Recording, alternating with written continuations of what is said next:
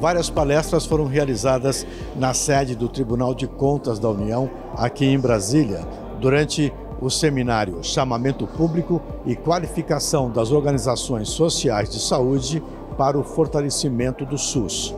O presidente do CONASEMS, Hisham Hamida, participou da abertura do evento.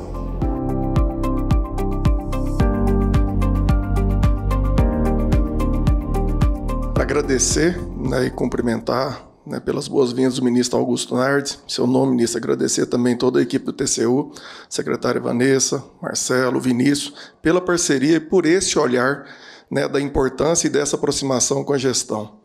Cumprimentar a secretária Isabela, também tem sido uma grande parceira, e num tema tão importante aqui, falando desse fortalecimento do SUS, da qualificação, o ministro falou da governança e intrinsecamente ligado ao processo de educação, de gestão do trabalho.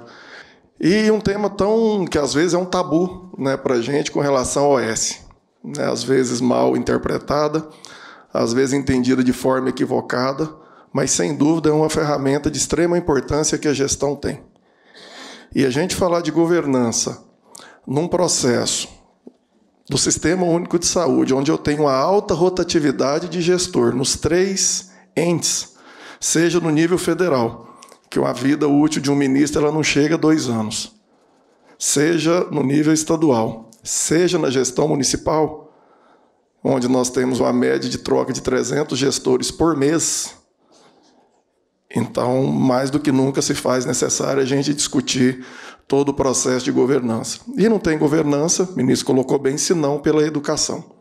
E aí um grande desafio nosso, trabalhar a educação permanente também em todos os níveis de gestão. Hisham também falou que os dados acumulados nas plataformas do SUS ainda não são utilizados pelos gestores municipais de uma forma eficiente. Que aí é um outro grande desafio que nós temos na saúde. Saúde é quem mais produz dados e é quem menos tem informação. E quando o ministro fala de gestão de risco, sem informação fica cada vez mais complicado eu trabalhar gestão de risco, trabalhar planejamento. Então, para finalizar, o desafio nosso é muito grande.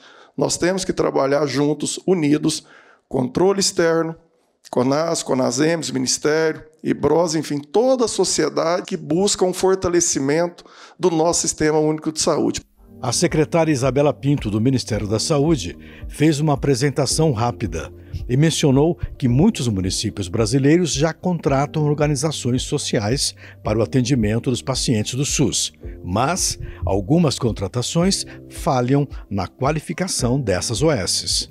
A secretária falou logo após a apresentação do ministro do TCU, Augusto Nardes, que defendeu um projeto que ajude a melhorar a governança na relação dos gestores estaduais e municipais da saúde com as organizações sociais. Temos hoje no Brasil 5.560 municípios, muitos já contratam organizações sociais para fazer a gestão de suas unidades e muitas assimetrias em relação aos critérios de qualificação existem e muitas fragilidades também para gerir a relação com as organizações sociais. Então, eu acho que um debate como esse qualifica esse processo. Representando as organizações sociais, Flávio Delefeu destacou a importância da reciprocidade nas relações humanas e empresariais. A reciprocidade é capaz de manter a estabilidade e a saúde das relações. E eu acho que é isso que vem acontecendo nesse movimento, junto de todas as instituições em prol a um movimento comum. A reciprocidade é um ato de dividir, de dar, então ela motiva o compartilhar, ela motiva isso. É um fluxo dinâmico desse processo. E nesse fluxo dinâmico, então, a gente tem um ato de de soma em vez de reduzir, né? Então, por mais paradoxal que pareça para qualquer matemático, nesse compartilhamento a gente, na verdade, multiplica ao dividir, né? Então, eu acho que isso é muito forte para a gente, é muito forte para esse momento que a gente está vivendo aqui. O auditor-chefe da ADSaúde do Tribunal de Contas da União, Marcelo Aragão, participou da mesa que tratou dos desafios da qualificação das OSs. Segundo o auditor, o primeiro desafio é o fato de o gestor de saúde não saber o que esperar da parceria com a organização social. Definir com muita clareza qual é o resultado esperado, né? Já foi dito também na parte da manhã que não se trata de passar a gestão para uma entidade privada, né? Existe a definição clara de onde que se quer chegar, qual é o resultado esperado, enfim, isso vai ter, logicamente, que repercussão no contrato de gestão, né? Com bons indicadores, com boas metas, objetivos a serem alcançados. O último dia do seminário trouxe o relator do projeto de lei 10.720, que pretende melhorar os critérios para qualificar as OSs na prestação de serviço junto ao poder público. O presidente do CONASEMS chama a atenção dos gestores municipais para alguns detalhes antes da contratação de uma OS. Um grande desafio, primeiro, é a gente respeitar a autonomia da gestão. Qual que é a necessidade da gestão? E a OS ela se mostra e tem se disponibilizado como uma das alternativas dessa gestão. Então, cabe ao ente, no caso o município, fazer essa opção.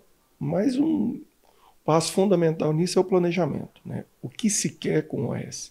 Né? Qual vai ser essa gestão? Qual que é o produto? Como que se dá essa contratualização?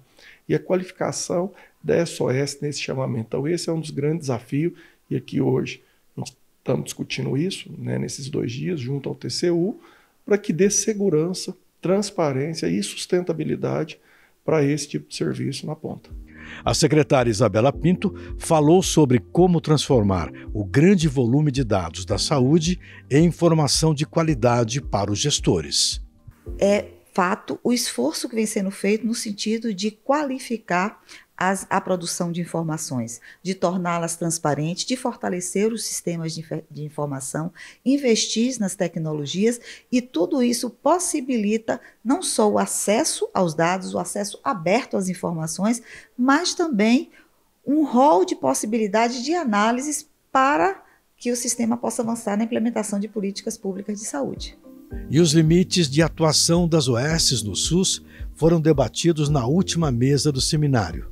O secretário da Atenção Especializada à Saúde, Elvésio Magalhães Júnior, preferiu substituir o termo limites por desafios principais. Com um prestador de serviço, especialmente das grandes unidades como os hospitais, tem 2 desafios. O lado de dentro do contrato, a performance, os indicadores, a qualidade, a segurança do paciente, a precificação, o custo razoável, resultados para dentro do contrato. E o desafio daquela unidade, daquele hospital na rede de serviço. Ele não pode se fechar, ele não é um fim em si mesmo, né? Ele é porta de entrada, ele está na rede de urgência, na rede cegonha, ele é referência na alta complexidade, ele recebe pacientes da região. Então, esses 2 desafios. Uma boa gestão interna, seja ela com um filantrópico, uma fundação estatal de direito privado, seja uma organização social da saúde. E esse mundo externo da rede de atenção à saúde, onde estamos acorando a Política Nacional de Atenção Especializada.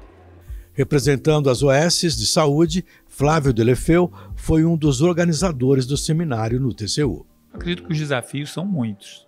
Por outro lado, a gente tem soluções, né? Tem possibilidade de mitigar o desafio e fortalecer o que tem de melhor no modelo. O momento de hoje é um momento para construção. Construção com órgão de controle, construção com as secretarias e com os secretários municipais, com o público geral, né, com a própria sociedade, com outras organizações sociais. É um momento da gente fazer uma troca, fazer uma reciprocidade de o que tem de melhor e o que a gente pode melhorar, né, o que tem pontos que a gente, de fato, vale a pena aperfeiçoar para a gente ter um modelo bem robusto e que entregue, de fato, o que a gente tem intenção de fazer, que é fortalecer o Sistema Único de Saúde. O presidente do IBROS analisou o papel de órgãos de controle como o TCU para a melhoria da governança e o fortalecimento do SUS.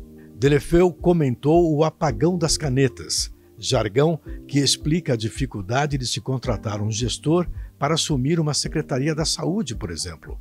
Eu acho que até assim, o que a gente tem visto é que o TCU como instituição ele vem num movimento de amadurecimento e de uma visão até mais preventiva do que desse modelo punitivo, né? Então é importante a gente ter a percepção que existe a violação e essa deve ser punida, mas existe o erro sem dolo e isso tem que ser melhorado, tem que ser treinado, tem que ser tratado e eu acho que o TCU está nessa busca. A gente vê ainda muito essa situação em que é colocado o apagão das canetas, em que as grandes vítimas, né, os secretários municipais, que são corretos, estão fazendo o seu papel, encontram dificuldades no dia a dia da operação e às vezes eles podem ser culpabilizados por um órgão de controle, não necessariamente TCU, mas tem Ministério Público, tem a Controladoria Geral da União, tem os tribunais de contas estaduais, que eu só entendo que só tem um caminho. O caminho é sentar, buscar de fato o aperfeiçoamento do modelo, verificar quais são os pontos que a gente tem a melhorar, porque quando o propósito é igual, né, e existe uma relação de confiança em de que ter transparência, né, não tem por que ter esse temer.